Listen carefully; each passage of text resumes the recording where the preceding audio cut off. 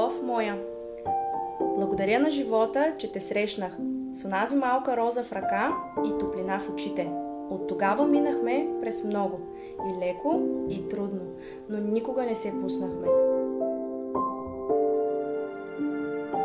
Любов моя, винаги съм вярвал, че всеки има своята сродна душа.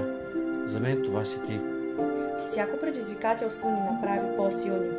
Днес, пред теб и пред всички, обещавам да бъда твоя подкрепа и сила, да те обичам в радост и тъга, да бъда твоя най-верен приятел и партньор. И всеки път, когато те погледна, ще помня, че с една малка роза започна най-голямото ми завинаги. Ти си моя избор, моето чудо, моят дом. Днес, утре и завинаги. Обичам те.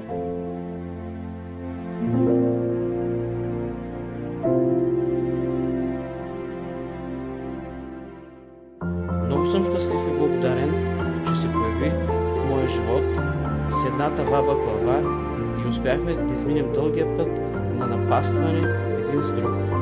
С теб живота никога не е скучен.